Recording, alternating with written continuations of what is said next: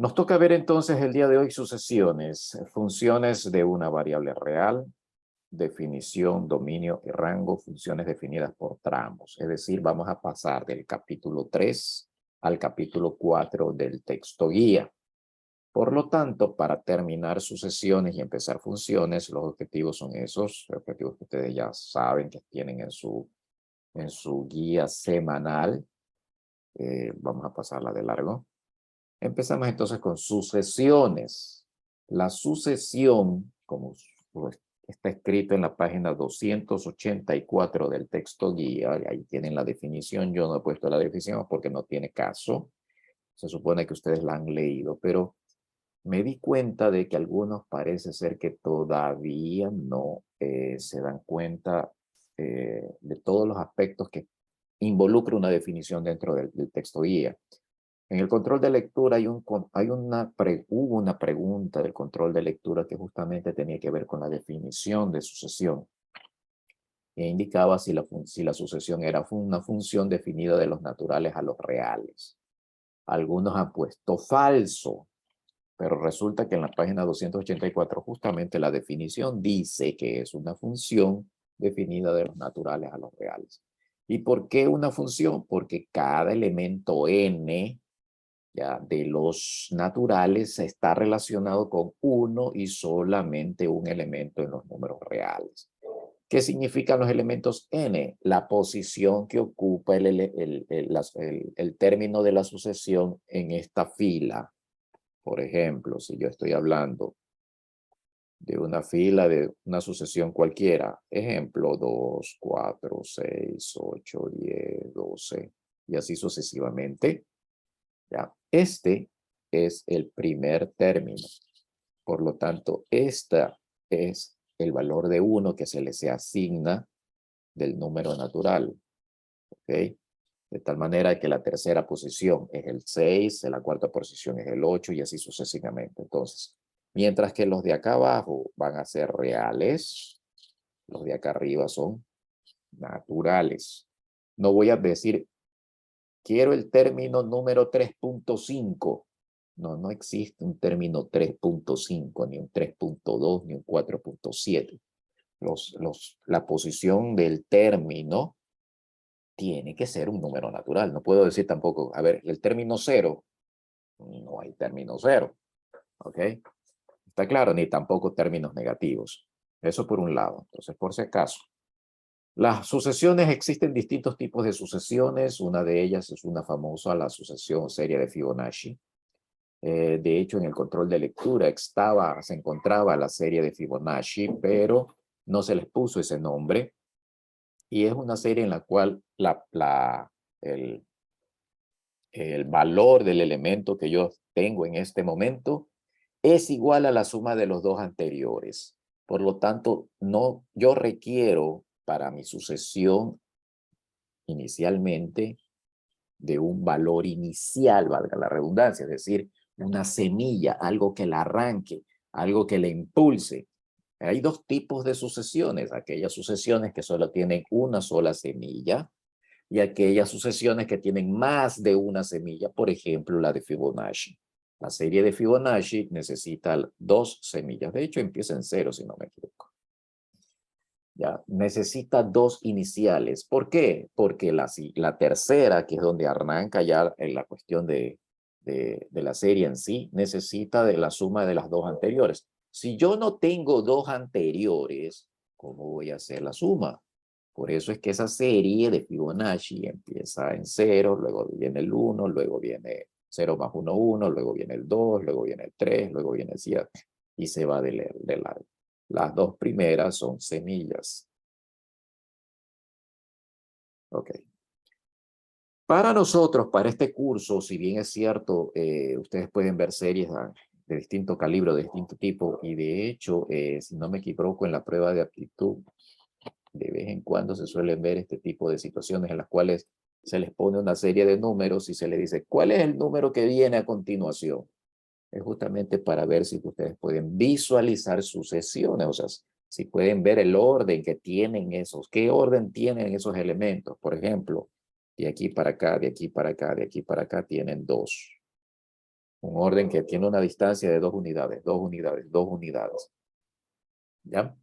Si una sucesión tiene otro tipo de orden, entonces todo eso de ahí se ve en las pruebas de aptitud. ¿Ok? Bien, entonces para nosotros, pero nosotros no vamos a ver todo tipo de sucesiones, solamente vamos a ver dos tipos de sucesiones. La progresión aritmética y la progresión geométrica. La progresión aritmética se puede visualizar en la recta real de esta manera. Si yo tengo el valor inicial, la semilla que puede ser cualquier número real, este es el primero, ¿ya? Por eso n igual a 1, el primero.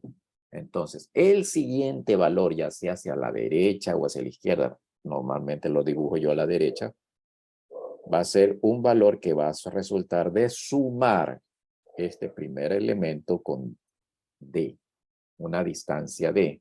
¿Ok? Es decir, si yo parto en 3 y voy a sumar, al 3 le voy a sumar 2, entonces el siguiente elemento es el 5. Si al 5 le vuelvo a sumar el 2, entonces el siguiente elemento es 7. ¿Ya? Entonces, una sucesión aritmética consiste en una sucesión de números que tienen en común que la distancia entre dos consecutivos siempre es la misma. Esa es la idea de la sucesión. La distancia entre dos consecutivos siempre es la misma. Tendría entonces a más 2d, a más 3d. ¿Ya? Si el primero es el primer elemento de esta sucesión, obviamente este será el segundo, este será el tercero y este será el cuarto. Si ustedes observan tranquilamente, voy a ver que este numerito que está aquí se relaciona con el numerito que está allá arriba. ¿Sí se dan cuenta? Por eso es que en la progresión aritmética, esta formulita que está aquí, y ustedes la encuentran en el libro, es la que me permite dar el valor de cualquier término dentro de la sucesión. Si yo quiero, dentro de esa sucesión que yo estoy trabajando, el término 500, yo no tengo que ir desde la semilla hasta el número 500, o sea, del 1 al 500 para ver cuál es el número. Pierdo tiempo. Entonces, como pierdo tiempo, lo único que tengo que hacer es aplicar la característica y decir desde A,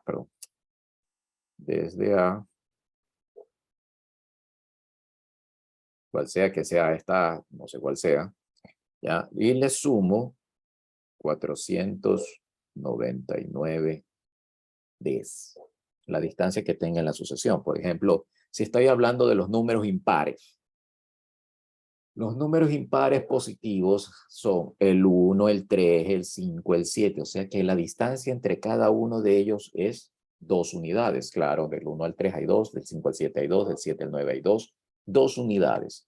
Por lo tanto, la semilla que me arranca la sucesión en el números impares sería el 1. ¿Ya?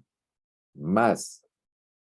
Este es solamente un ejemplo. El valor al que yo quiero llegar es el 500, así que pongo 499. Y la D es la distancia entre el uno y el otro, entre valores consecutivos, que en este caso sería 2. ¿Ok? Resuelvo eso y encuentro mi término, el valor correspondiente a ese término, número 500. ¿Ya? Entonces es fácil, es relativamente fácil. Además de eso, las progresiones tanto aritméticas como geométricas, los problemas requieren la sumatoria de los términos. Y la sumatoria de los términos es lo siguiente que está en este cuadradito y también ustedes lo tienen acá en su libro, en la página, bueno, no me acuerdo qué página, en donde está eso, 286. Entonces, en la página 283 le dicen, bueno, voy a sumar todos estos términos. Para sumarlos, poseo dos fórmulas, las que ven ustedes aquí. Cada una de ellas no es que la una es distinta de la otra, dan el mismo valor.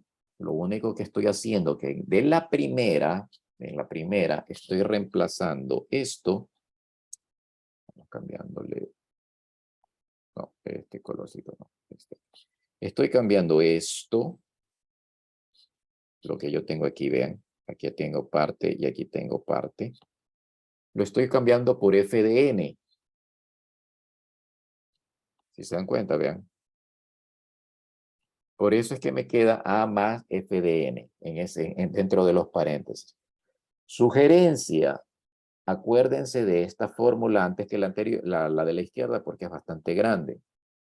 ¿De dónde sale esta fórmula? Esta fórmula, bueno, sale obviamente, de algunos análisis que se hicieron antiguamente.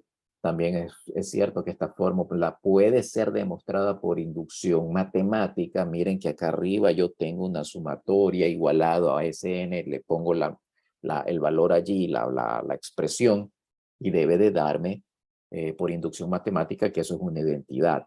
Se les puede pedir, sí, pero realmente no se necesita porque me parece que está, a ver, demostración, está colocada la demostración en la página 286. ¿Okay?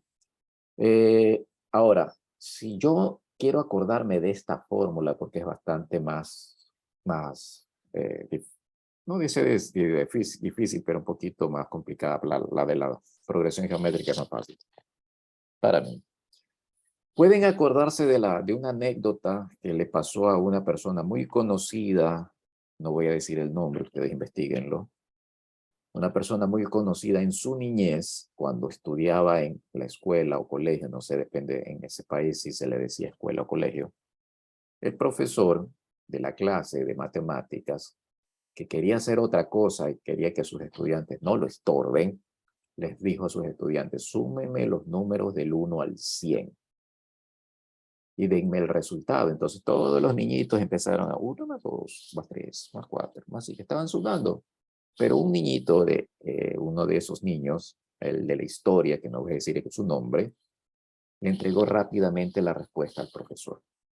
El profesor le dijo, ¿y cómo lo hiciste? Se supone que el profesor puso el problema para que no lo molestaran y resulta que este era un genio, ¿ok? Hizo la respuesta fácil. Lo que hizo el jovencito fue lo siguiente. Se dio cuenta que si los números se ponían en secuencia, 47, 40, bueno, vamos a ver el 48, 49, 50. Y una vez llegados a la mitad, volví a reescribirlos hacia arriba, 51, 52, 53, bla, bla, bla, bla, bla, hasta llegar al 100, 99, 98. Yo observo, miren, la semilla y el extremo.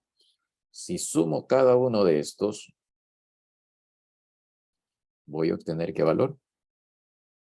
101.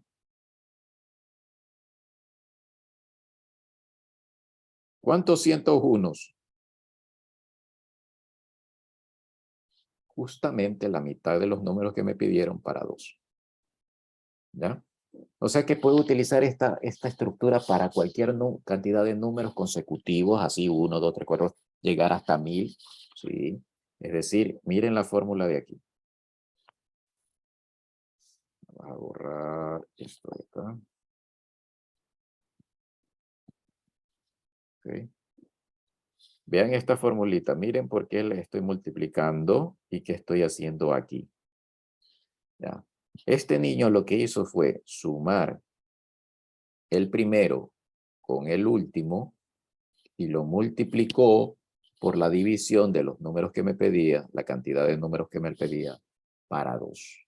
Observen, aquí yo tengo la semilla, aquí yo tengo el último, y aquí tengo justamente la división del total para 2. Total de números, ¿no? No del total de la suma. ¿Ok? Disculpe, ingeniero, ¿y la n que está fuera del paréntesis antes de la A, a qué se refiere? Ese n es hasta donde yo quiero, hasta qué término quiero sumar.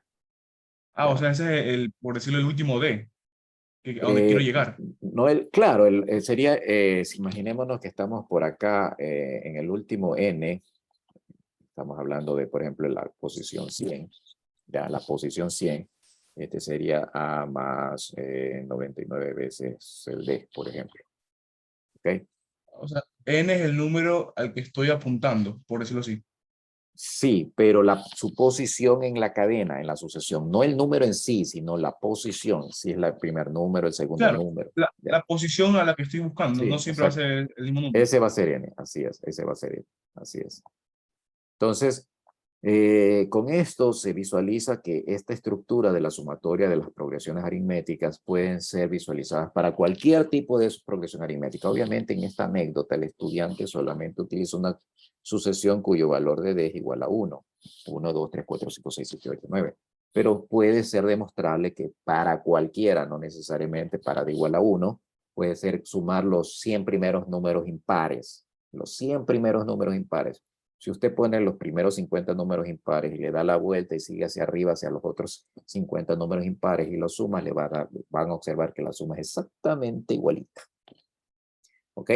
Entonces, como es exactamente igualita, puedo aplicar lo mismo, solo que allí yo no voy a poner el último número dividido para 2. No, se pone los 100. Recuerden, este n no hace alusión al último número. El último número es f.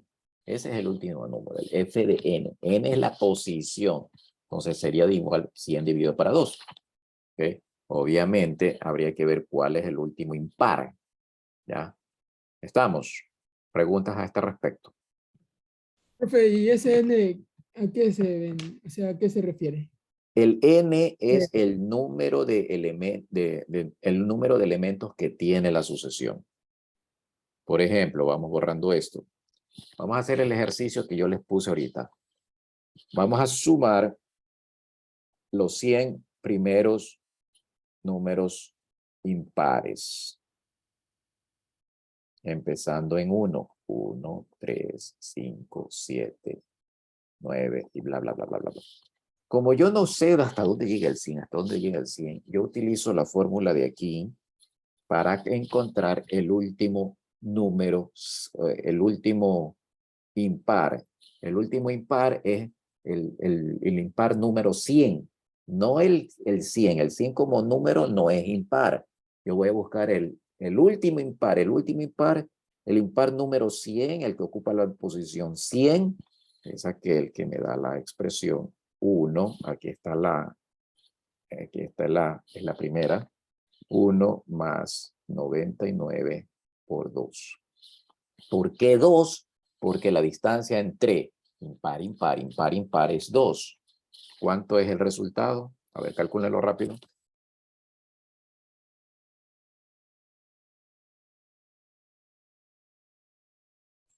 199. 199. Ajá. Sí, 199, sí. Ya, 199. Y es lógico que me resulte en un impar. O sea, si ya por ahí le resulta un par, usted debe de tener, a ver, estamos hablando de sucesiones impares y me resulta un par, en algún lado metí la pata. Entonces, ojo con eso, debe de darle impares. Ya, Pero ahora una voy a pregunta. sumarlas. En la fórmula que usted utilizó es a más 1 por n, n menos 1. ¿Qué Esto de quiere aquí. decir ese? Ajá, exacto. ¿Qué quiere decir ese n menos 1? Ese n-1 es de lo de aquí que ya les indicaba. Si esta es la primera posición, vamos a ver posiciones. 3, 5, 7, 9. Esta es mi sucesión, pero esta es la primera, esta es la segunda, esta es la tercera, esta es la cuarta, ¿ya? Estos son los n's. 1, 2, 3, 4. Esos son los n's. Estos son los f. ¿De quién? De n. Entonces, para la primera 1, para la segunda 3, para la tercera 5, para la cuarta 7. Entonces, si yo visualizo esto, voy a observar que si este es A, el siguiente es A más B. De aquí acá hay D unidades. De aquí acá hay D unidades. El siguiente es A más D. Por lo tanto, este es A más 2D. El siguiente es A más 2D más otra D más. Vamos a ponerle en rojito. Entonces sería A más 3D. Y así sucesivamente A más 4D. Si yo observo este número relacionado con este de acá, ¿sí se dan cuenta que es uno menos? Uno Claro, menos. es una posición menos. Así es. Por eso es n menos 1 por d. ¿Ya? Entonces, sí, porque como estoy sumando A, que es la primera posición, si yo le sumo la primera con la que quiero, me da una extra, ¿correcto? así es, así es. Por eso es n-1, no puede ponerle n solita, Mm, ya, porque la A gracias. ya está considerada al principio. ¿Ok? Entonces, esta fórmula surge de aquí. ¿Ok? De ese criterio. Y es lógico porque en la primera, la semilla, cuando n igual a 1, me queda ahí 0 por d. ¿Ok? Bien. Borremos aquí y sigamos con nuestro ejercicio de los números impares. Entonces ya sabemos que en los números impares, el último es 199. ¿Ok? Si me piden la sumatoria de los 100 números impares, me van a escribir eso. No S de n, porque ya sé cuánto es n. N vale 100.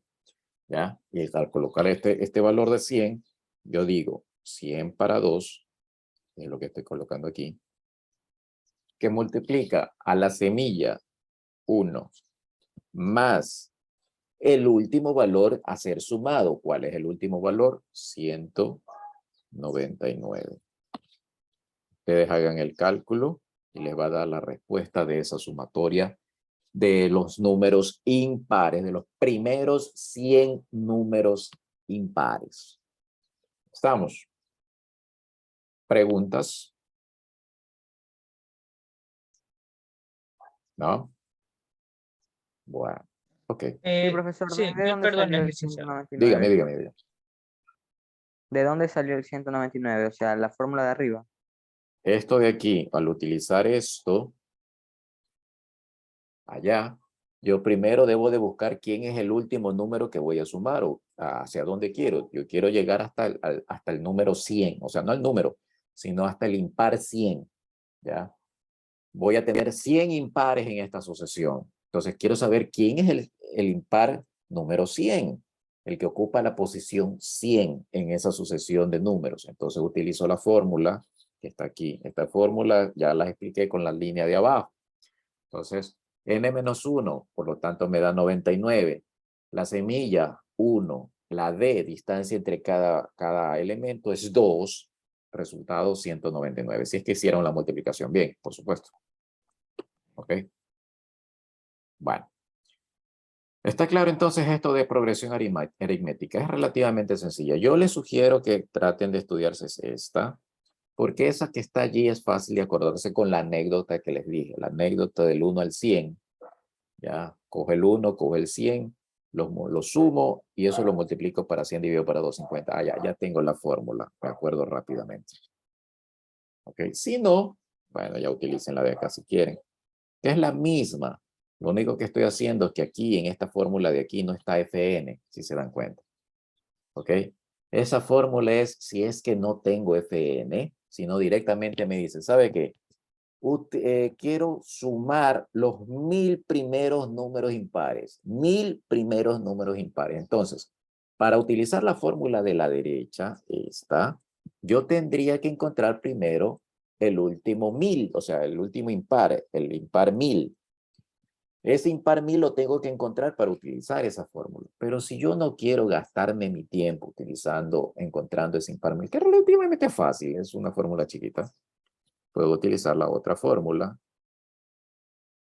que es lo mismo que la que hemos utilizado a la izquierda, esta, solo que le voy a agregar la definición del último número. Y la definición, al meterla aquí, voy a observar 1000 para 2 por 2 veces la semilla era 1, más n-1, estamos hablando del 1000, o sea que 999, por la distancia entre número y número es 2. Y ahí ya tengo mi expresión. ¿Ok? Esa fórmula debería de ser exactamente igual si es que usted tuviese el último impar. El impar número 1000, el que ocupa la posición 1000, que la puedo sacar también con esta fórmula. F de 1000 es igual a la semilla más 999 por 2. ¿Ok? ¿Preguntas? Bueno, esperemos que haya quedado más clarito. Ok, pero las progresiones aritméticas no son las únicas que existen, sino también existe lo que se llama progresión geométrica. La progresión aritmética es sencilla de ver. Si usted observa que cada elemento solamente tiene una constante para llegar al siguiente elemento, suma una constante, suma una constante, suma una constante, siempre suma una constante, eso es aritmética. Pare de contar. O sea que los números naturales son una progresión aritmética. Sí, los números naturales son una progresión aritmética. ¿Por qué? Porque del 1 sumo más 1, llego al 2. Sumo más 1, llego al 3. Sumo más 1, llego al 4. Sumo más 1, y así sucesivamente. ¿Ya? Cuando vimos números naturales, no se los dije, pero ahora sí se los digo porque estamos en sucesiones. Los números naturales es una progresión aritmética. Asimismo, los números pares, los números impares son una sucesión aritmética. Obviamente, los números naturales empiezan en 1. Los números pares pueden ser positivos o negativos. Entonces, yo tengo que decirle a mi sucesión que los números pares empiecen en 6, o que empiezan en 8, o empiecen en 2. Ya, de esa manera les estoy diciendo, ¿saben qué? Mi semilla es esta. Cuando a cambio les digo números naturales, no necesito decirles cuál es la semilla, ¿no? ¿Verdad? Bueno, sigamos con esto. Vamos con la progresión ahora aritmética. La progresión aritmética, a diferencia de la progresión geométrica, a diferencia de la aritmética, es que yo no voy a tener entre este número y el siguiente una distancia siempre la misma, es decir, de aquí salto acá con otra, la misma constante, la misma constante. No, ya no. Eso es para lo aritmético. Entonces, para lo geométrico, si yo tengo mi semilla, mi punto de partida, el siguiente número de la sucesión va a ser la semilla multiplicada por una variable que le llamamos R por el momento. Tiene un nombre. ¿Ok? O sea, yo multiplico por R. ¿Cuál será esta distancia? ¿Cuál será esta distancia de 1? Ni idea. Bueno, habría que calcularla. Sí se puede calcular. Restando AR menos A. Esa es la distancia, AR menos A. Ok. Pero para el siguiente número, yo voy a necesitar de nuevo multiplicar por R. Entonces, acá tendría AR al cuadrado. O sea que la distancia que hay de aquí a acá ya no es AR menos A, es AR cuadrado menos AR. Podría estar incluso sacando factor común. AR por 1 menos R. Perdón. R menos 1 es aquí. R menos 1. Y así sucesivamente. La siguiente posición, más acá, miren la distancia, la estoy incrementando. AR al cubo. ¿Ok? Esta distancia de aquí será igual a AR cuadrado por R menos 1. Y así sucesivamente. Las distancias van aumentando. O disminuyendo dependiendo de R. Esta es la primera. Esta es la segunda. Esta es la tercera. Este es el cuarto elemento y así sucesivamente. ¿Qué observan de los elementos? A ver, si aquí hay un 2, aquí hay un 1. Si aquí hay un 3, aquí hay un 2. Si aquí hay un 4, aquí hay un 3. Esta entonces es la fórmula para encontrar el elemento 203.000, el 5.000 de la sucesión, teniendo en cuenta que yo conozco la semilla, dónde inicié mi progresión y cuál es la R que me permite encontrar el siguiente. Este R se conoce como razón. ¿Y por qué se le conoce como razón? Porque es una división entre el siguiente y el actual.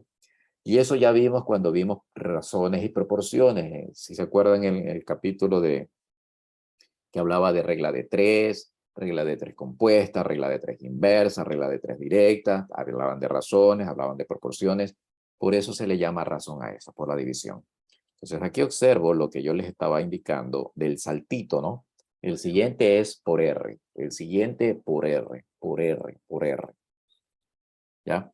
Entonces, si yo tengo una progresión geométrica que encontrar el elemento 500, entonces yo lo que tendré es la semilla la multiplico por esta razón, la razón elevada a la 499. Y ese sería mi elemento número 500 de esa progresión, el que ocupa la posición 500. ¿Ya?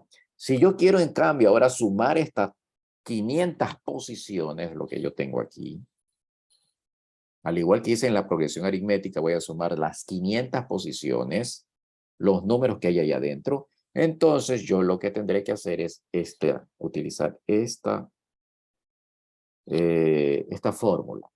Esa fórmula no creo que esté, déjenme ver, creo que no está demostrada, si no me equivoco. No se la suele demostrar sino hasta cursos superiores. No creo que esté demostrada. Bueno, la demostración está allí. Está en la página 299. Ok, espero que la entiendan. Pero básicamente surge de algo parecido a utilizar esto. Ok, entonces, esa fórmula que está ahí se divide en dos. ¿Por qué se divide en dos? Voy a borrar, espero que quede claro lo que está aquí, ¿ya? Voy a borrar esto para poder explicar más adelante esto. Si la razón es igual a 1, ¿qué significa con respecto a los números de la sucesión? ¿Qué creen ustedes? ¿Qué pasa con los números en la sucesión geométrica? Si R es igual a 1.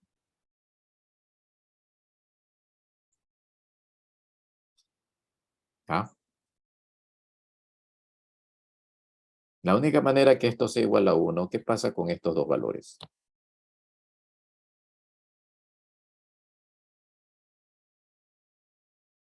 Son iguales. A ver. Son iguales. Son iguales, son iguales. Entonces, yo, por ejemplo, la asociación 4, 4, 4, 4, 4, 4, 4, 4, bla, bla, bla, bla, bla, sería una progresión geométrica con R igual a 1. ¿Está claro? Y si R es igual a 1 y quiero sumar, por ejemplo, los 6 primeros términos, hasta aquí, lo único que tengo que hacer es multiplicar 6 por 4, porque hay 6 números 4. Por eso es n por a. ¿Ok? Pero solo, exclusivamente, para r igual a 1. Cuando r no es igual a 1, entonces ya no voy a tener valores repetidos. Al no tener valores repetidos, esto no tiene razón de ser, no es r igual a 1. Y ahí sí yo necesito esta fórmula de acá, que si ustedes la visualizan en la página 292, está explicada. Espero que no sea muy complicada la demostración para ustedes. No es mucho, realmente. ¿Ya? Significa que si yo quiero encontrar de una progresión la suma de sus primeros 40 números, los primeros 40 números de la sucesión, sean números reales, sean números, lo que sea, un número real, entonces yo tengo que aplicar. Te dije 40, creo, ¿no? Los primeros 40, bueno, independientemente. Le coloco mi semilla, le coloco 1 menos R, la razón que tengan, esa que me dice cuál es el siguiente número, y lo elevo, perdón, la razón la elevo a la 40. Y divido para 1 menos R. Así de sencillo. ¿Ya? Sea cual sea la razón, sea cual sea el número de elementos que voy a sumar. ¿De quién depende? De la semilla, depende de R y de cuál es el último elemento que voy a sumar. ¿Ok? Es una forma relativamente sencilla. Sin embargo, y esto está en la página 293, sin embargo, hay una salvedad. Bueno, no tanto como salvedad, sino algo que me permite reducir el problema un poquito más, porque esta expresión está un poquito larga. Bueno, no tanto, pero se la puede reducir más. Si es que R se encuentra entre 0 y 1 y yo quiero sumar todos los elementos de mi sucesión hasta el infinito, ¿ya? Yo voy a observar que R a la n tiende a 0. Cuando el límite de n tiende a infinito. Ya vamos entrando a este criterio. Recuerden que vamos a ver límites después, ¿no? Este es un capítulo exclusivo. Más tarde vamos a ver un capítulo sobre límites y continuidad. Entonces, hacia allá vamos. Pero de una vez podemos intuir esto de la expresión del límite cuando n tiende a infinito. Cuando yo tengo una expresión, por ejemplo, multipliquen 0.9 por 0.9 en sus calculadoras y luego vuelvan a escribir, a poner answer o la multiplicación. Entonces la máquina va a estar multiplica. Entonces, la primera multiplicación me da 0.9 por 0.9, ¿cuánto es? 0.81. 81. Si se dan cuenta que se redujo. El 0.9 es más grande que 0.81. Y si yo vuelvo a multiplicar por 0.9, este número se va a hacer cada vez más pequeño. Y si yo lo vuelvo a multiplicar por 0.9, más pequeño, o sea que se viene abajo. Es de intuir que en el infinito que hay multiplicado cualquier cantidad de 0.9, el número va a ser prácticamente 0. ¿Ya? Y debido a que ese número es 0 y lo podemos visualizar como 0, entonces este ladito de aquí se cancela. Al cancelarse para infinito número de términos y la razón está entre 0 y 1, entonces la expresión me queda a 1 sobre R, que es lo que ustedes tienen en la página 293 de su texto guía versión 2017. ¿Ok? Si R no es entre 0 y 1, sino que R vale 2, vale 3, esto no va, ojo, cuidado, esto de aquí es solamente para esos R's, nada más. Si el R es mayor a 1, va la de acá arriba. Ya, tal cual, 1 menos R elevado a la N. ¿Ok? Ojo con eso, tengan en cuenta eso, cuidadito vayan a estar. Bueno, vamos a hacer entonces un ejercicio. El ejercicio número 3 de la tutoría, y que consiste, aunque aquí se hubiera puesto en lugar de se lanza, se deja caer una pelota. No es que se lanza, sino se deja caer. Una pelota desde una altura de 30 metros. La pelota cae, llega al piso. En este caso les he dibujado esa de ahí que es de baloncesto. Las de baloncesto no significa que rebotan, son las únicas que rebotan. Dependiendo de cómo sea el material de la pelota, cómo esté llena, la pelota va a rebotar tan alto o tan bajo, dependiendo. Ya hay algunas pelotas, no sé si ustedes han visto unas pelotitas de juguete que usted las deja caer y la condenada casi regresa al mismo punto de partida. Tienen un buen rebote. Pero esta solamente rebota hasta los 2/3 de la altura anterior. O sea, si este es 30, el siguiente rebote ¿hasta dónde irá? Hasta 20. ¿Ok? Y así sucesivamente, los rebotes van a ir cada vez más chiquito. Las alturas.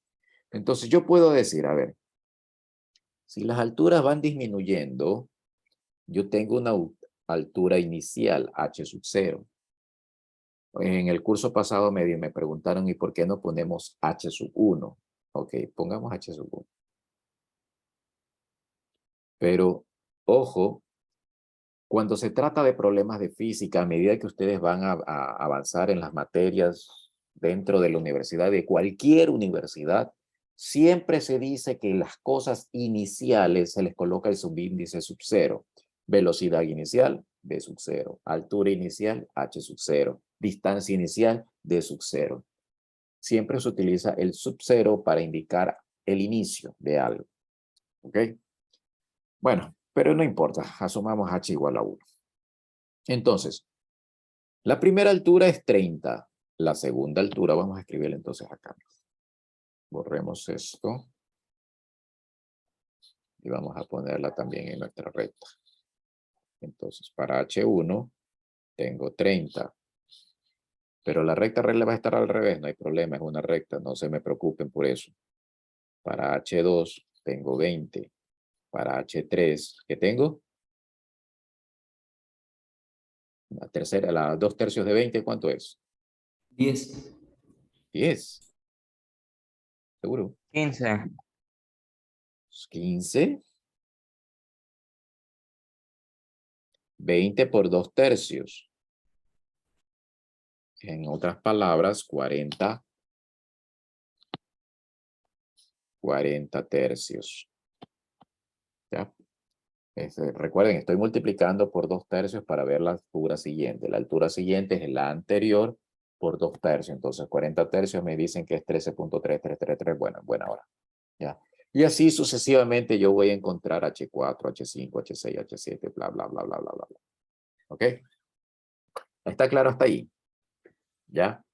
Yo estoy observando entonces que si esta es mi semilla A, el siguiente valor es A por 2 tercios.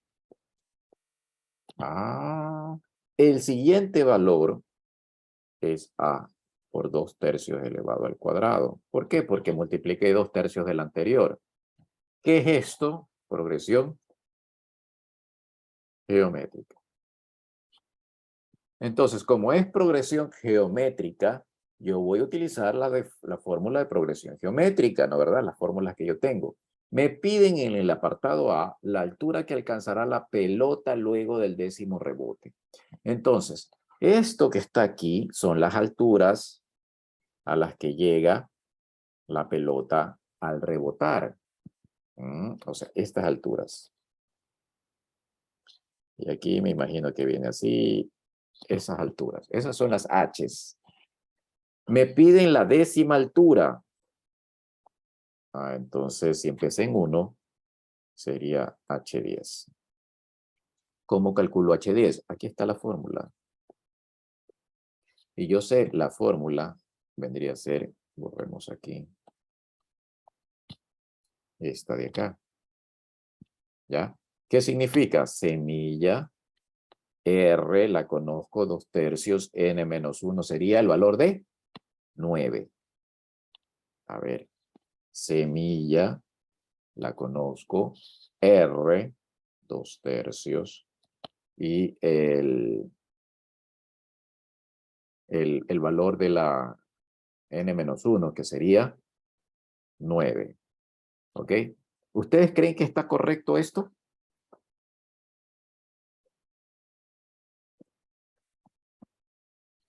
A ver, Sí. Sí. ¿sí?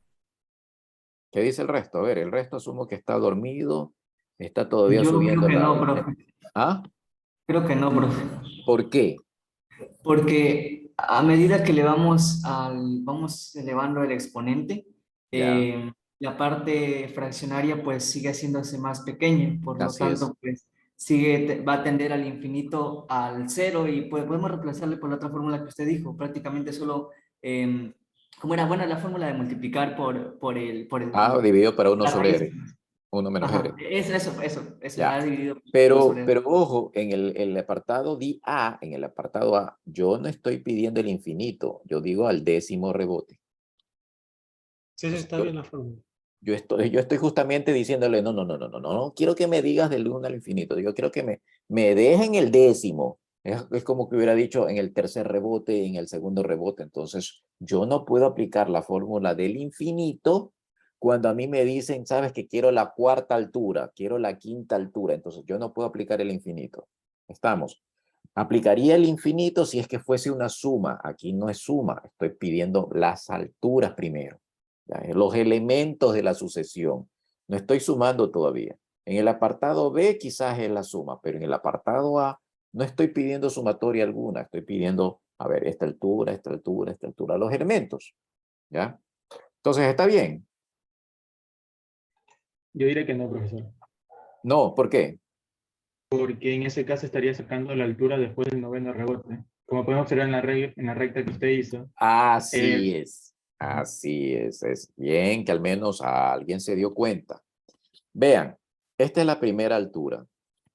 ¿Ok? En la que se lanza desde los 30 metros. Cae, rebota, pero el rebote que hace está antes o después de la primera altura.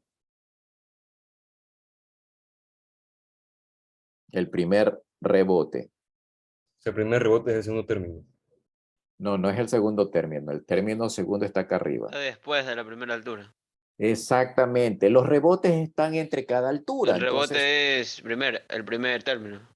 No es el primer término. El primer término es la altura. Esta es la altura. La Entonces altura sería 10 ahí en vez de 9. de 10. No. Lo que quiero decirles, a ver, un ratito, que esto justamente genera confusión. Borremos aquí. Lo que les estoy diciendo es que para encontrar la altura que viene después del primer rebote, yo tengo que esperar a que la pelota rebote. Si no, la pelota no rebota, ¿cómo voy a encontrar la altura del rebote si no me ha rebotado? Entonces, el primer rebote genera una altura H2. ¿Está claro? El primer rebote genera la altura H2. El segundo rebote, ¿qué altura generará? H3. ¿Estamos de acuerdo? ¿Alguien que se me perdió? Repito una vez más. H1 no viene de rebote alguno, porque H1 es el momento en que yo lanzo la piedra. Se me cayó la pelota. ¿Ok? De 30 metros de alto. Que serían 10 pisos. Bueno, se cayó la pelota de 30 metros de alto. ¿Ok? Una vez caída, se genera el primer rebote aquí. Aquí se genera el primer rebote.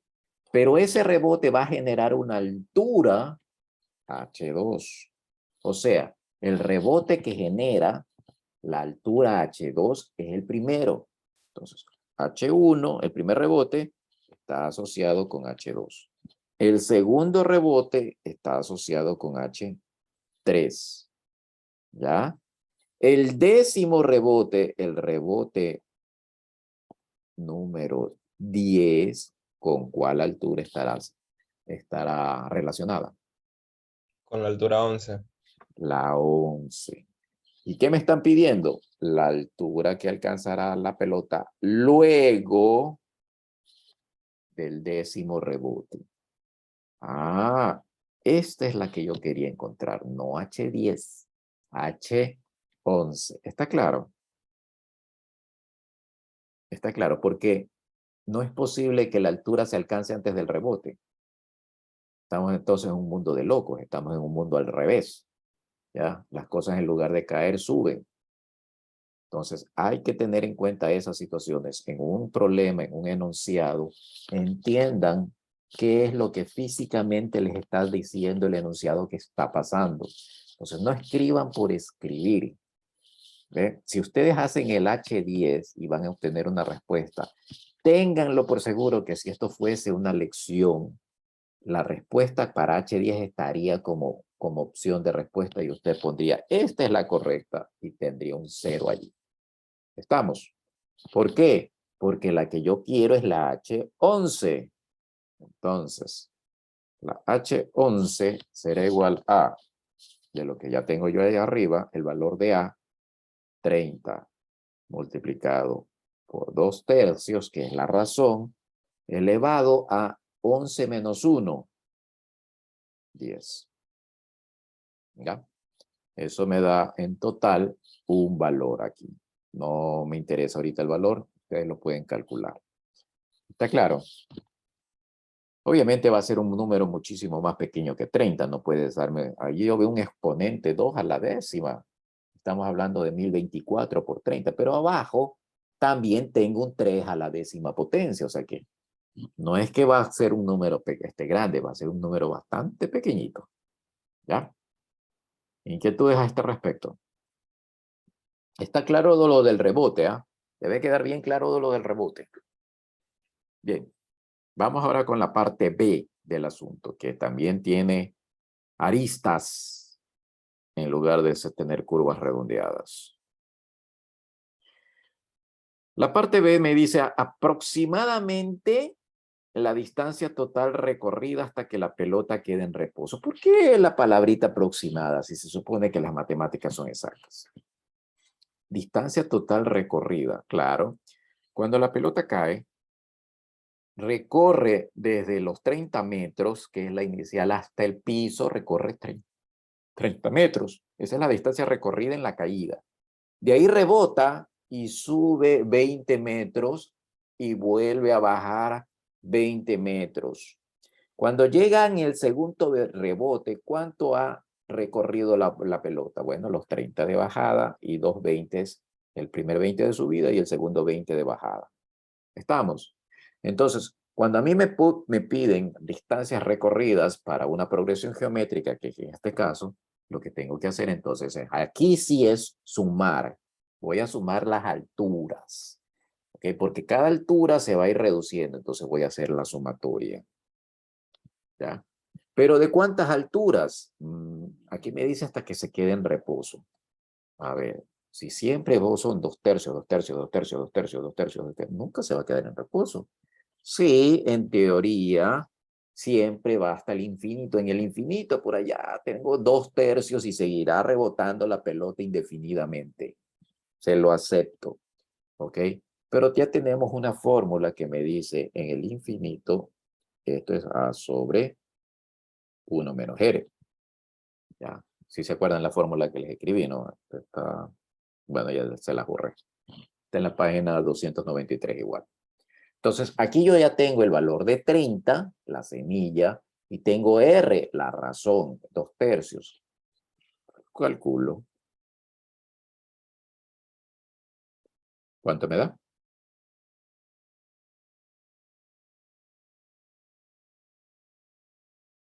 90, ¿la verdad? Metros. ¿Esa es la distancia recorrida? Que se multiplica por 2, ¿Por qué? porque la distancia es cuando sube y cuando baja. Así es, así es. Ahorita en este caso, yo solamente estoy sumando alturas. ¿Ya? Altura, altura, altura, altura, altura, altura, altura, altura, altura, altura. Pero la pelota no solamente cae, también sube. O no solamente sube, también cae. Entonces, mi respuesta sería 2 por 90. Profe, ¿pero no ¿Falta sería algo? 2 por 90 menos 30? Menos 30. ¿Por qué menos 30? Porque ya la pelota está Porque arriba. se deja caer la pelota, no se la lanza. La primera, ¿ok? En la primera caída de la pelota, estoy considerando esa altura de 30 metros. Sí, pero al multiplicar por 2, también estoy considerando que la pelota sube desde el piso hasta los 30 metros. Pero eso no me dice el problema, ¿ya? En esta multiplicación por 2, estoy considerando esa subida de 30 metros y luego caída, subida, caída, subida, caída, subida. Pero como se deja caer la pelota de 30 metros, esta que está aquí no va. Por lo tanto, se la tengo que restar. ¿Ya? 150 metros sería el resultado. ¿Tienen alguna inquietud con esto? Sí está claro, ¿no? Espero que esté claro. Bueno. Ok, continuemos. Ya no olvidándonos de pelotitas estas, veamos otro temita que me preguntaron. Es, una progresión geométrica tiene todos sus términos positivos. Bien, cuando en una expresión, en un enunciado, se les dice información que parece irrelevante, o sea que no la voy a usar, subrayenla porque por algo está allí. Términos positivos. Entonces, subrayémosla a ver qué pasa. ¿Ya? La suma de los 2 primeros términos es 20. Miren que ni siquiera me están dando la sucesión. Entonces, yo tengo una sucesión con una semillita aquí que no conozco. Me dicen que es geométrica, así que este es AR. El siguiente de la semilla es AR. El siguiente a la semilla de esa sería AR cuadrado y así sucesivamente. Entonces, me están indicando que la suma de los 2 primeros términos, este más este, sumado, me da 20. Eso es lo que me está diciendo. Y luego me dice, y la suma de los infinitos términos, o sea, acá en el infinito, si yo sumo todo eso, me va a dar ¿qué cosa? Que tiende a 36. Ah, ya. Entonces, tiende a 36, tiende a 36. Significa que en el infinito no es un número infinito. Cuando les dice esto, tiende a 36, tiende a 40, o en el infinito es igual a 4, en el infinito es igual a 5. Significa que la sucesión,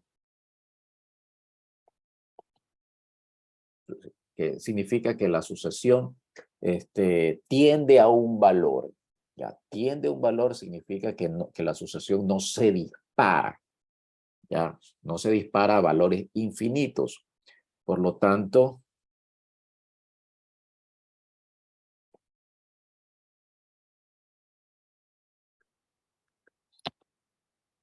¿ok? Es una sumatoria, tiene un nombre, ahorita ya se me acaba de olvidar el nombre. Caray. Bueno, tiene un nombre, ya lo vamos a ver más adelante en otro, necesitamos esa cuestión. La idea está que esa sumatoria tiende a un valor. Como tiende un valor y es una constante, no es un valor que se dispara, entonces significa que el valor de R está entre 0 y 1. ¿Ya? ¿Por qué está entre 0 y 1? Recuerden esta expresioncita de aquí.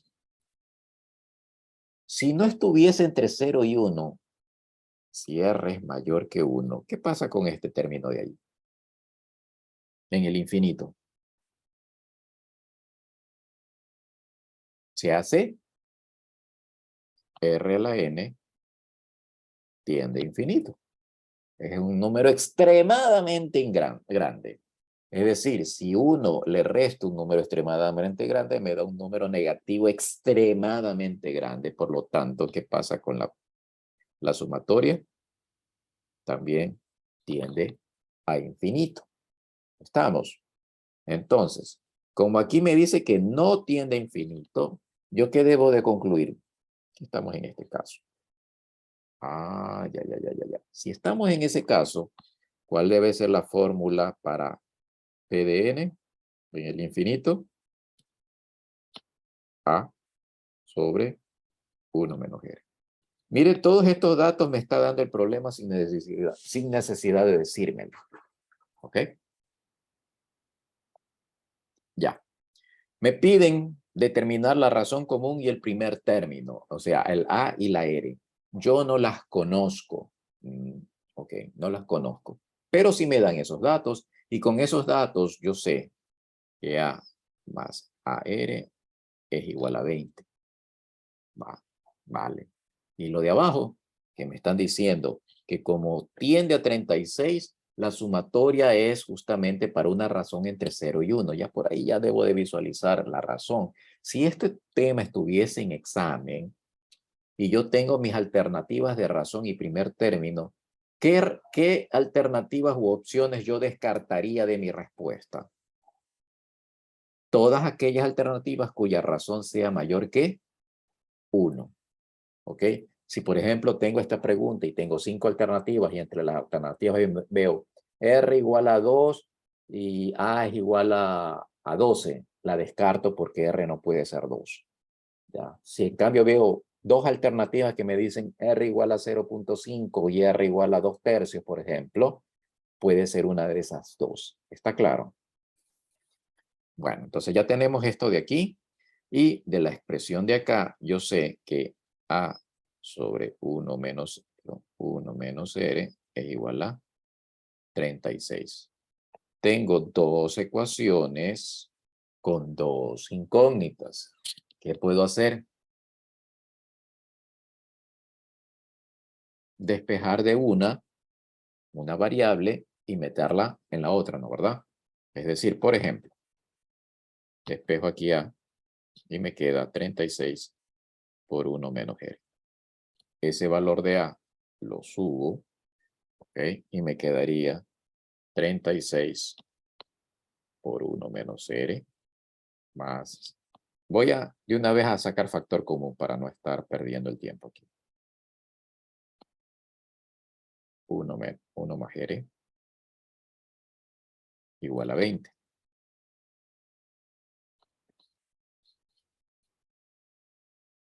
¿Sí está claro? Saqué factor común. Esto es A 1 más R igual a 20. Entonces yo tengo de abajo 36, 1 menos R.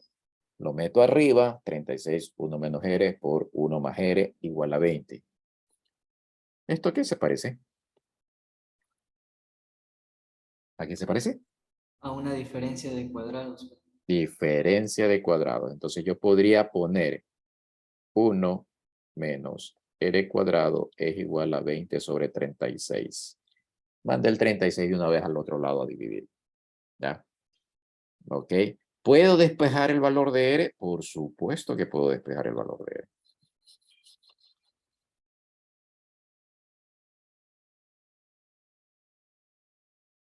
Al despejar el valor de r, yo observo que r al cuadrado será igual a 1 menos 20 sobre 36. ¿Ya? Bueno, ustedes hagan el cálculo allí en quebrados. ¿Cuánto me da 1 menos 20 para 36? ¿Me daría? 16 sobre 36. 16 sobre 36 simplificado. Pues bueno, dejémoslo así porque el 16 es raíz cuadrada, perfecto. Tiene una, bueno, también el 36. A ver, calculémosle la mitad. 8, bueno, olvidemos de eso. En este caso, yo voy a aplicar la raíz cuadrada a ambos lados de la igualdad. ¿Qué pasa en el momento en que yo aplasto raíz cuadrada? ¿Sí se acuerdan? Díganme que sí. Valor absoluto de R. Valor Estaba absoluto. dentro. Exactamente. Valor absoluto de R es igual a ¿cuánto? A 4 sobre 9. 4 sobre 9. Sobre 6. 6, perdón. sobre 6, es decir, 2 tercios. Observen, justamente me debe de haber dado un valor de R entre 0 y 1. Está bien, 2 tercios. Pero, ¿cuánto vale R?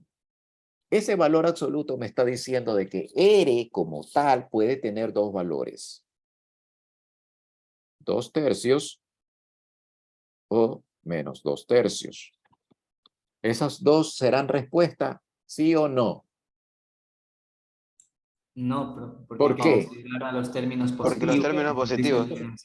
Así es, por eso es que yo les decía al comienzo, cuando empezamos este tema, ojo con los enunciados. En los enunciados, aunque no lo parezca, cada cosa está por alguna razón. Entonces, con esto en mente, solo esta sería mi respuesta. 2 tercios. No puede ser negativo porque el menos 2 tercios al multiplicarse por cualquier cosa va a cambiarle el signo. Este será positivo, el siguiente negativo, el siguiente positivo, el siguiente negativo, el siguiente positivo, el siguiente negativo. Y eso no es lo que quiero porque me dice arriba que todos sus términos son positivos. Imagínense que me hubiera dicho, en una progresión geométrica tiene sus términos con los signos cambiados consecutivamente. Entonces, encuentro esto de aquí y ya entonces bajo ese esquema utilizaría el negativo, el de abajo. ¿Estamos? ¿Está claro? Todo depende del enunciado. El enunciado me está diciendo todo positivo, así que desecho el 2 tercios negativo. Ya. Ahora encontremos el valor de A. ¿A cuánto valdría? Bueno, aquí tengo una expresión para A. A sería igual a... De hecho, hay otra, ya la borré. No importa. ¿A cuánto me daría de 20 dividido para 1 más R? Que es de aquí estoy sacando el valor de A. Ups. ¿Ok? Sería 20 sobre 1 más 2. 1 más 2 tercios, ¿cuánto es? 5 5 tercios. tercios. Total, 12. 12. ¿Estamos de acuerdo todos? Sí, profe. Sí. Bueno, ya tengo ahí la respuesta que me están pidiendo. ¿Preguntas a este respecto? Bueno, esperemos que esté bastante claro. Ya son 2:16, así que avancemos en la teoría. Esto vendría a ser lo que son progresiones y sucesiones. Miren este ejercicio de sucesión tipo progresión geométrica. No me dan valores de A, no me dan valores de R, pero los puedo calcular en base a todo lo que me dice el enunciado. Entonces tengan en cuenta que estos son típicos ejercicios de lecciones o exámenes. Vamos con las funciones de variable real. Ahora sí, el capítulo número 4.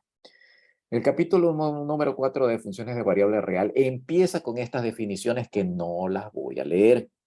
Las he puesto allí porque sencillamente estaban en el libro, ¿ya? Y quiero que ustedes la vean y me digan, ¿esto se parece o no se parece cuando en conjuntos vimos la definición de función? En conjuntos. ¿Se parece o no se parece? Es la misma, ¿no? Es la misma. Por eso no las voy a repetir de nuevo. ¿Por qué? Porque allá en conjuntos dijimos, a ver, una función, una relación. Recuerden, estábamos hablando en conjuntos de relaciones. Una relación se transforma en función si el conjunto de partida, todos los elementos del conjunto de partida están relacionados con algún elemento en el conjunto de llegada. ¿Pueden ser elementos repetidos en el conjunto de llegada? Sí, puede ser. ¿Puede ser que quede el conjunto de llegada completamente relacionado? Sí, puede ser. ¿Puede ser que solamente uno esté relacionado con todos? Sí, puede ser. La cosa está que para que sea función, todo el conjunto de partida debe estar relacionado en el conjunto de llegada. Y eso es lo que está diciendo allí. Asimismo, el dominio de la función de variable real dependerá de qué es lo que estoy sacando como conjunto de partida. Si estoy hablando de variable real, el conjunto de partida tiene que ser subconjunto ¿de quién? De los reales. O sea, ¿puedo generar una función para todos los reales? Sí, puedo hacerlo para todos los reales. Pero también puedo generar funciones no para todos los reales, para un pedazo de los reales. Por ejemplo, el logaritmo de x.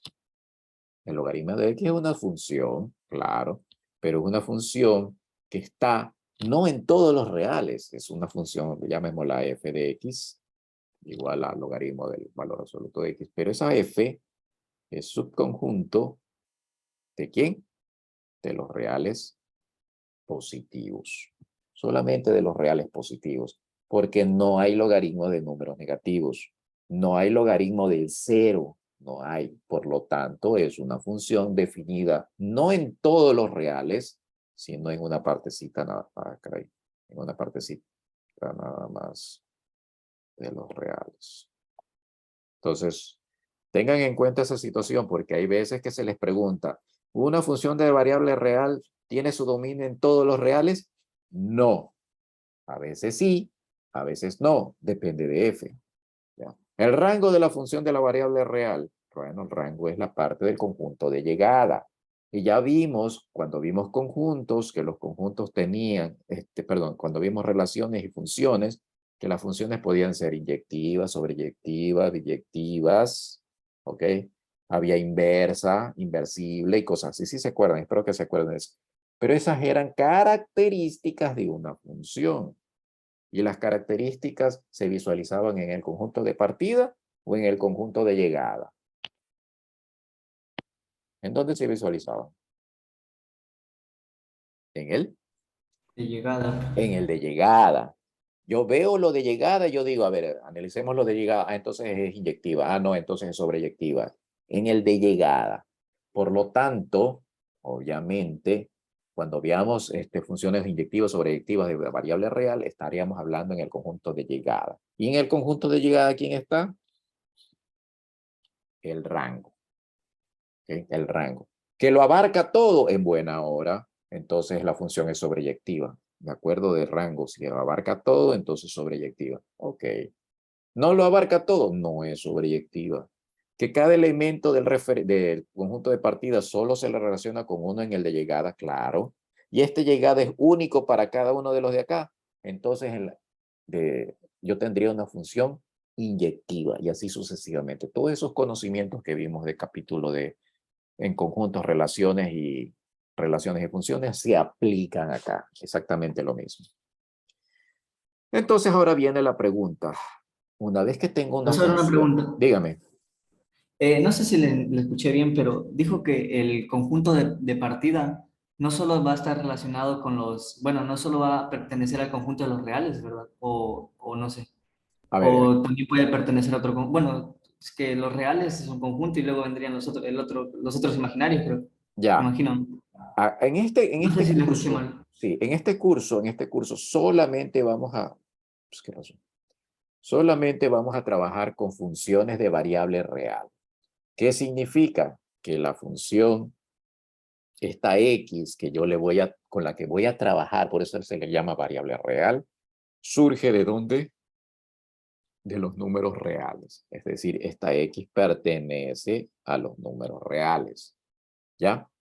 En otras palabras, si yo tú lo visualizo con estos benditos diagramas, que ustedes ya conocen, el conjunto de partida y el conjunto de llegada, la X que yo tengo aquí, va a estar relacionada con una Y acá. Esta Y se le llama f de X, pero la función en sí se llama f. Entonces, cuando yo les hable de f, les estoy hablando de la función. Cuando yo les esté hablando de f de X, estoy hablando de un elemento en el conjunto de llegada que está relacionado con algún X en el conjunto de partida. Entonces, este conjunto de partida, este conjunto X mayúscula, que es el que lo visualizo yo aquí, el X mayúscula, ese conjunto debe de ser el dominio de mi función. ¿Por qué? Porque todos los elementos de X mayúscula deben de estar relacionados. El dominio de la función es ese conjunto. Dominio de la función es esta X grandota. ¿Ya? Pero, y aquí viene la cuestión, las funciones, recuerden, las funciones están definidas en los números reales para este capítulo. Pero puede ser que X no abarque a todo el conjunto de los números reales y por lo tanto ser subconjunto del mismo, ¿ya? Del conjunto de los reales. O sea, puede ser más pequeño. Por ejemplo, les estoy poniendo el ejemplo del logaritmo de X. Es una función, pero no es una función que está definida en todos los reales, sino en una parte, exclusivamente en los reales positivos. Entonces, todo lo que es reales negativos queda excluido. ¿Por qué? Porque esta X es subconjunto, en este caso sería subconjunto propio, ¿no? ¿Verdad? Porque no abarca con todos los reales. ¿Estamos? Lo que sí debe de ser que el dominio lo abarque a todo X. Eso sí. Que la X no abarque a todos los reales, eso es otra cosa. Pero que el dominio de la función me debe de abarcar obligatoriamente a la X que yo he escogido para que eso sea función. Si yo escojo, por ejemplo, los reales. Ah, caray. Si yo escojo los reales como mi referencial. ¿Ok? Epa. Y yo defino este logaritmo dentro de los reales. Pregunto yo, ¿esto será función? No. No, no. Es una sencilla relación. ¿Ya? Deja de ser función para quedarse solamente con el título de relación. Recuerden, toda relación es función, pero no toda función es relación. Perdón, pero no toda relación es función. Entonces, esto era función mientras yo tenía los reales positivos, pero si yo escojo todos los reales, entonces el logaritmo de X deja de ser función para convertirse solamente en relación. ¿Ya? Esto debe entonces de cumplirse para que sea el dominio. Y el rango no importa, el rango puede abarcarlo como no puede abarcarlo todo. Eso ya dependerá de qué es lo que finalmente quiere mi problema. Si yo quiero inyectividad, algo le debe de pasar al rango. Si yo quiero sobreyectividad, algo le debe de pasar al rango. Y así sucesivamente. Bien, vamos entonces con los ejercicios. Si no hay más preguntas, vamos directamente a estos ejercicios. Los ejercicios de la tutoría 6 están un poquito heavy en algunos casos, en buena hora. Pero vamos a tratar de que ustedes mismos lo visualicen. ¿Ya? El ejercicio número 6 me da una función, un radical. Y me dicen que es una función de variable real, cuya regla de correspondencia es bla, bla, bla, bla, la que está ahí. Se define P de X como F es un número real, determine a P de X. A ver. Abajo me están hablando de un predicado. Arriba me están hablando de otro predicado. Claro, las funciones F son predicados. En este caso estoy hablando de abajo de F, de arriba de P. ¿Cómo es eso? Bien. Esto que está aquí, olvídense de la expresión el radical, es una expresión que surge de la definición de una X y de una Y. ¿Estamos? Yo tengo una X, un conjunto de partida, tengo un conjunto de llegadas. De las X salgo una X, y al conjunto de llegadas obtengo un f de X. ¿Ok? Ahora, ¿qué en cambio me dice el predicado? El predicado P de X me está diciendo que, a ver, coge las mismas X que yo estoy utilizando en mi definición de F y mételas aquí. ¿Ok? Al meterlas allí, yo estoy diciendo, a ver, aunque no lo está escrito aquí, F de X es un número real. Eso es lo que estoy diciendo. Entonces estoy diciendo que al meter la X allí, el valor que yo estoy obteniendo de mi función me da un número real. ¿Ya? Eso es lo que estoy indicando. Ah. ¿Quién es F? F está acá. Esto es F de X. Por lo tanto, ¿qué estoy preguntando aquí? Estoy preguntando por el rango de la función. Estoy preguntando por las Fs, aquellas Fs que están relacionadas con X. Por eso que cuando a mí me preguntan por AP de X, lo que realmente me están preguntando es por el rango de F. ¿Y no era más rápido que me preguntaran cuál es el rango de F? Sí, es más rápido, pero con esa expresión que está allá abajo, se está tratando de ver si el estudiante ha comprendido qué es un predicado, que ha comprendido qué es un conjunto de verdad y cómo estoy relacionando lo de abajo con lo de arriba. ¿Estamos? Si tienen alguna inquietud, pregúntela en este momento antes de continuar, porque esto es importante. Entonces, todo lo que está allí, todo, básicamente me está diciendo es cuál es el rango de F. Nada más. Eso es todo lo que me está preguntando. Dígame, ¿Puedo volver a señor. repetir cómo es que entendemos que nos pide el rango de F? Porque según yo A era... ver, ya, vamos a tratar de visualizar de nuevo cómo entender esto. ¿Ok? Vamos a tomarlo desde el punto de vista de la pregunta. La pregunta me piden a mí el conjunto verdad de P. Ya, esto es todo. Conjunto de verdad de P. Conjunto de verdad de P. Significa que yo debo de encontrar valores de X que me hagan verdadero a P, ¿no? ¿Verdad? Eso es básicamente el conjunto de verdad de P. Busco valores de X que hagan que ese predicado sea verdadero. ¿Qué valores de X hacen verdadero a este predicado? Bueno, sencillamente yo cojo esos X, los meto en mi función porque estaban preguntando de esta función y veo cuáles de esos se hacen verdaderos a ese predicado. ¿Estamos de acuerdo? ¿Sí está de acuerdo eso? ¿Aló? Ah. Sí, pero Ya, ok. Sí, creo que sí por ahora. Por ahora sí. Ok, entonces, este ejercicio tiene un pequeño error.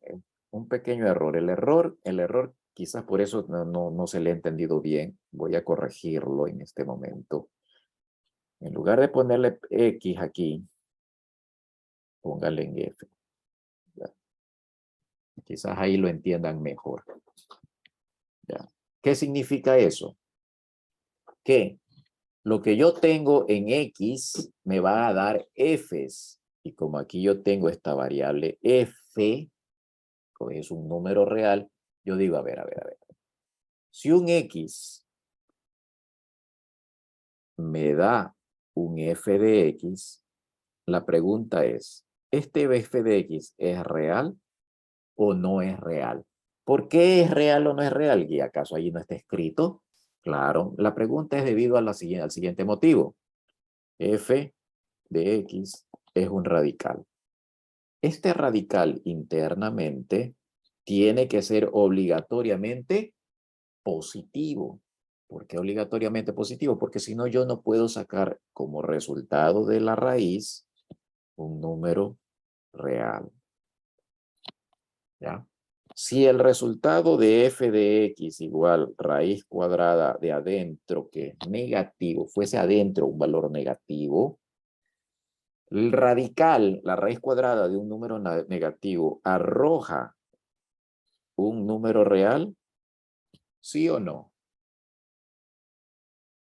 No arroja un número No. real. No, No, porque No. es una raíz negativa. eso va a arrojar otra cosa que vamos a verla después en otro capítulo que se llama número complejo. ¿Ok? ¿Está claro? ¿Sí? Preguntas al respecto. Hasta ahí está claro. Bueno, Sí, profesor. espero que haya quedado claro. Ya. Entonces, vamos entonces a hacer esto de las dos maneras. Entonces, lo que yo estoy indicando aquí es la f que yo tengo. Voy a tener una f que dependerá de lo que yo tenga dentro de la raíz para decir, esa f es un número real o esa f es un número complejo. ¿Ok? ¿Está claro? Hasta ahí está claro. Bueno, vamos a borrar esto.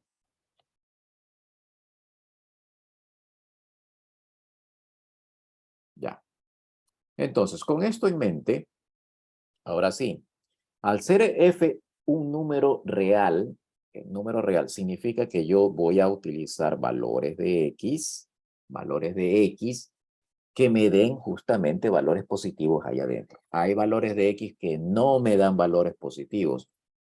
Claro, hay valores incluso que me da un 0 allá abajo en la división, en el quebrado ese que está allí. Hay valores 0. Entonces yo debo de descartarlos. Todos los valores x que me van a ser descartados de allí son aquellos valores que me van a generar f's o números complejos o f's que no puedan ser resueltos porque x me da igual a 0. Perdón, porque la división me da 0 abajo. Hasta ahí está claro. Entonces, si estamos definiendo PDF, no estamos definiendo X por si acaso, PDF, que es F, entonces F es un número real. ¿Qué es lo que les estoy diciendo? Que me encuentren todas las Fs que corresponden a esta expresión como una expresión que me genera un número real. Ejemplo, le metan ustedes ahí un 0. Raíz cuadrada de 0 menos 3 me da menos 3 allí. Arriba, 0 abajo me da menos 9. Y por 2. X igual a 0.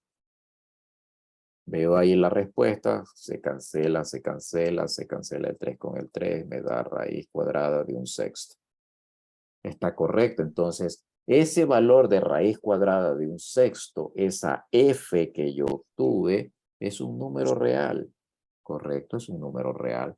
Por lo tanto, está dentro del conjunto de verdad de APDF. Raíz de un sexto. Y obviamente necesitaré otro más. Como los reales son infinitos, finalmente, APDF, hay que ser igual.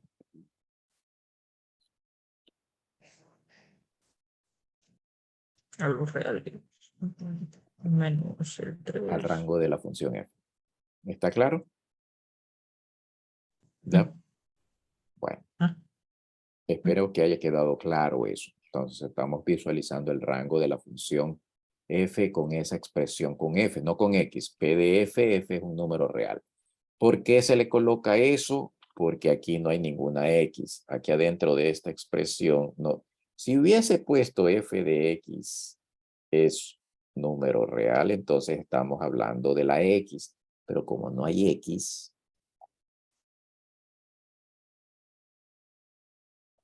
¿sí? ¿Estamos de acuerdo? ¿Está claro? No hay, en ese predicado no hay x, entonces yo no puedo hacer un predicado p de x, dos puntos, y es pájaro. ¿Qué clase de predicado es ese? Estoy orientando a las x y estoy metiéndole las y. ¿Sí estamos de acuerdo? Bueno. Entonces este ejercicio realmente tiene ese error, el ejercicio C tiene ese error. Pues si yo le pongo la f en el lado derecho del predicado, lo que debo de poner en el lado izquierdo es p de f, no p de x. Y preguntar por el conjunto de verdad de APDF. Entonces ese sería el rango. El rango, ¿cómo encuentro el rango? Ahora sí vamos a trabajar con el rango y lo voy a dejar expresado nada más. Para encontrar el rango, lo que yo debo de hacer, y según lo que está en el libro, es simplemente cogen este valor y le igualan a Y. Y la idea es, con esta expresión, despejar X. Traten de despejar X si pueden. Esta menos es jodidísima, no tengo mucho tiempo para... ya son 2:37, por Dios. Entonces, yo les sugiero que este ejercicio lo corrijan, borrar las marcas, ¿ya? Y trabajémoslo como realmente lo trataron de haber dicho. ¿Cómo lo trataron de haber dicho? Con f de x. F de x es un número real. Ya no la f, sino f de x. ¿Está claro? Ya, entonces, con esa corrección que falta allí, ahora sí, yo no estoy preguntando por las f's, yo estoy diciendo, en el momento en que yo coja la x,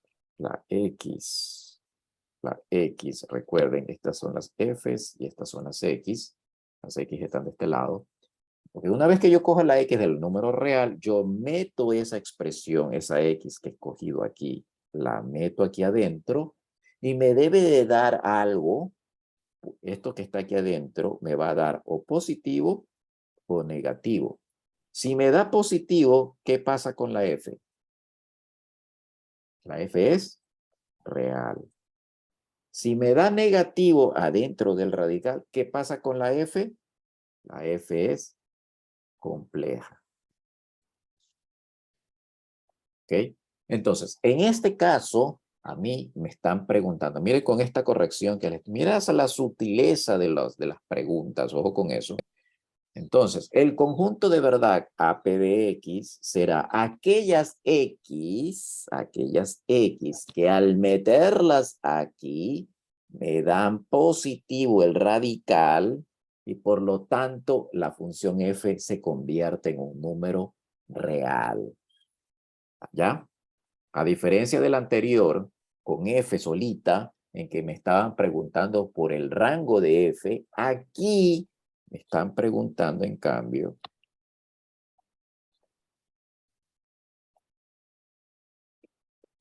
¿cuáles de estos X hacen que lo de arriba sea positivo y número real? ¿Ok? Entonces, borremos aquí. Espero que haya quedado claro esta partecita de ahí. Por la sutil diferencia que hay con esa cosita de aquí, esta de aquí, cambian la forma de visualizar los enunciados. Entonces, rápidamente, que ya son 2:39, yo aquí tendría que decir que 2x menos 3 dividido para x cuadrado menos 9 que multiplica a x más 2 debe de ser mayor o igual a 0. ¿Por qué? Porque estoy buscando eso. Busquen, esto ya es desigualdad. Ya, hagan aquí, factoricen eso un poquito más para hacerlo con factores. ¿Ok? Busquen la respuesta de esto. Les van a dar un intervalo o varios intervalos. No sé cuántos intervalos sean. Esos intervalos son la respuesta de AP de X. ¿Está claro? Preguntas hasta aquí. Repito una vez más. El 6, si usted no le coloca aquí arriba la X, entonces lo que me están preguntando es por el rango de la función. En cambio, si sí le pongo la X aquí, lo que me están preguntando es la parte del dominio. ¿Cuáles son positivos? ¿Cuáles hacen reales positivos? Esto de acá arriba. Nada más. ¿Ok? Bueno, vamos a pasar a lo siguiente. Esto de aquí es explicaciones rápidas. En el caso de acá, vean, aquí sí pusieron el X. ¿Vean? ¿Sí se dan cuenta? Aquí sí está la X. Ah, ya. Entonces, allí no me están preguntando por el rango. Allí, ¿qué me están preguntando? Los valores que me hacen que esa función f sea un número real. Entonces, aquí, AP de X, ¿a qué será igual? Todos los reales. Todos los reales hace que eso es cierto para todos los reales, ¿no? Aquí. También todos los reales. Todos menos el menos Todos los 7. reales menos el 7. Menos 7. Menos el 7. Aquí, ya ahí empezamos ya a palabras mayores. Ahí ya tendré que tengo un radical, entonces vean lo de adentro. Valor absoluto de x Todos menos el 4. menos 4x cuadrado. Exacto. Es mayor o igual a 0. Tengo aquí una desigualdad. Pero de aquí abajo yo observo que x no puede ser igual a 4 y tampoco puede ser igual a menos 4. Entonces, sáquenle ustedes los valores, sáquenle la desigualdad, van ustedes a encontrar una expresión, quítenle el 4 y el menos 4 y lo mismo hacen acá. Y se acabó este asunto. ¿Ya? Bueno. Las funciones definidas por tramos son funciones que están partidas. Esta es la definición típica de una función definida por tramo. No la definición, la visualización de una posible función. Lo que me está diciendo es que en la recta real de las X, el conjunto de partida, ¿ya? No todas las X apuntan a la misma expresión algebraica. ¿Ya? Por ejemplo, estas X de aquí apuntan a esta expresión algebraica. Si yo tengo un X dentro de este intervalo, entonces mi función es 2X más 4. Así de sencillo. Si mi X está en este intervalo, entonces ahora mi función es X al cuadrado sobre 2. Y si mi función es esta que está aquí, ahora es X menos X más 3. Y pare de contar, ya no queda nada más. Eso es una función definida por tramos. ¿Ya? Antiguamente yo tenía f de x igual a, qué sé yo, x al cubo menos 3. Es decir, una misma expresión para toda mi función. La misma expresión algebraica, esto es una expresión algebraica, me sirve para toda la función. Ahora no, múltiples expresiones algebraicas van a servir para una determinada función dependiendo de dónde me encuentre dentro de los reales. ¿Ok? Ah, caray. ¿Está claro? Ahí, ahorita sí te voy a tener que correr porque ya son 12:50. Van a ser, uy, Dios mío. 12:43. Ok. Está claro eso, ¿no? Entonces, esa es la forma matemática de visualizar una definición, una función definida por tramos. Gráficamente, en cambio, la misma función, miren, no he cambiado nada, es la misma función. La misma función definida gráficamente, cuando veamos gráficos, yo la voy a poner en el plano cartesiano, cada tramito dibujado solamente en el sector correspondiente. Es decir, si yo tengo -1 aquí, -1 aquí, -1 para acá, este gráfico será el que va allí. ¿Hasta dónde? Hasta este punto que está aquí con una línea, una bolita abierta. ¿Por qué abierta? Eso significa que no está incluido el -1. Las bolitas llenas, ¿ok? Significa que está incluido ese punto en el gráfico de f, que esta parte correspondería a x cuadrado sobre 2. Sería esa. En cambio, esta parte no está incluida, observen, no está incluida, mientras que esta sí está incluida. ¿Ya? ¿Preguntas a este respecto? No hay problema con definiciones definidas por tramos. Simplemente son varias expresiones algebraicas dependiendo de qué intervalo yo esté trabajando. ¿Ok? Dependiendo del intervalo de trabajo, es mi expresión algebraica respectiva.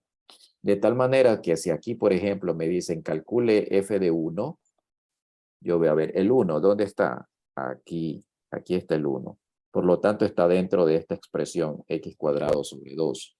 Entonces, f de 1 va a ser igual a 1 al cuadrado sobre 2. ¿Por qué 1 al cuadrado sobre 2? Porque el 1 está dentro de ese intervalo y ese intervalo está definido justamente la expresión algebraica x al cuadrado sobre 2. Y así de sencillo. De esa manera se resuelven algunos problemas. Por ejemplo, aquí, en esta función definida por tramos, me están dando en el literal B varios 120 menos 2, 3, 0. Simplemente veo dónde está el 120. El 120 está aquí. Por lo tanto, meto el 120 aquí adentro. El -2, ¿dónde está? No, aquí no está, aquí no, está aquí. Por lo tanto, menos 2 lo meto aquí adentro, en el 3x más 1. El 3, f de 3, ¿dónde está? Está de nuevo aquí abajo. Entonces aquí meto el 3. Y así sucesivamente voy sacando los datos, los resultados, hago la respectiva multiplicación y encuentro una respuesta. ¿Estamos claros?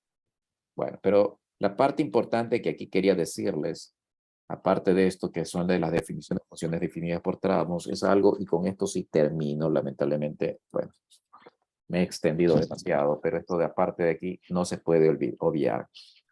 Si ustedes tienen el libro, ya sea en pantalla o en físico, vayan a la página 380. En la página 380 hay algo importante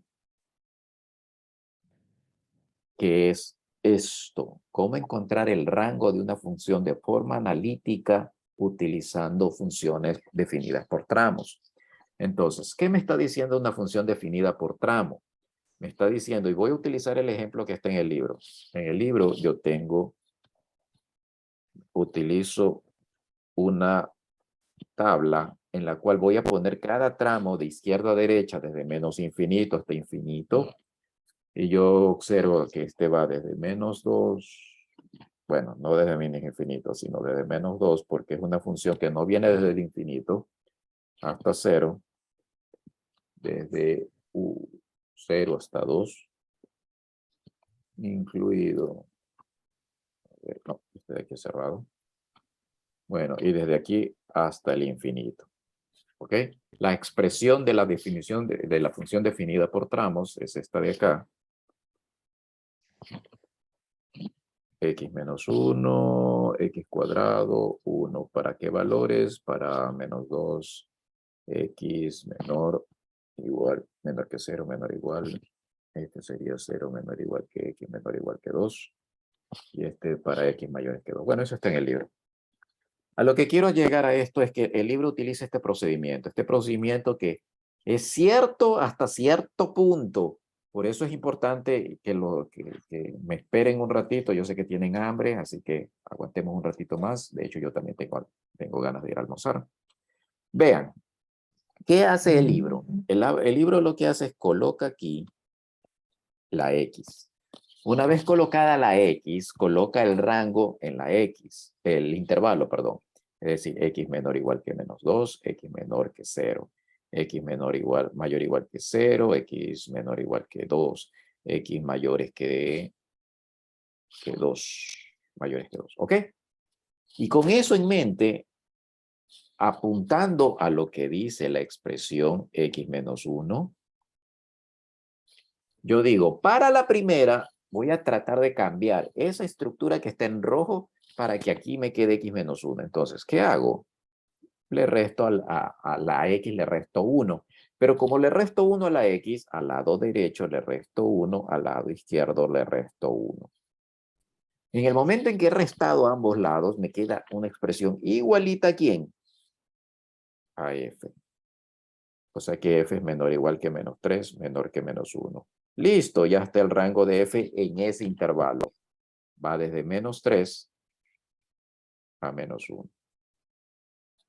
Incluir. ¿Estamos claros hasta aquí? Luego voy al de arriba. El siguiente va de 0 a 2. Es x al cuadrado. Lo meto aquí. Trato de que ese intervalo, esa x, se transforme en x al cuadrado. ¿Y aquí qué hace el libro? Eleva al cuadrado. Por lo tanto, 4. Por lo tanto, 0. Por lo tanto, si esto es f, mi rango sería igual a de 0 a 4. Y antes de pasar al siguiente, porque el siguiente no me interesa, y aquí viene la consulta. ¿Sí se acuerdan cuánto en relación de orden? A mayor que B. Yo les decía, cuidadito, cuidadito, no me hagan estos errores. Elevar al cuadrado y esto de aquí, ¿qué pasa con la desigualdad? ¿Sí se acuerdan? ¿Sí se acuerdan? Bueno, espero que se acuerden. Ejemplo. 4 mayor que 2. Elevo al cuadrado, 16 mayor que 4. Correcto. No hay problema. 2 mayor que menos 3.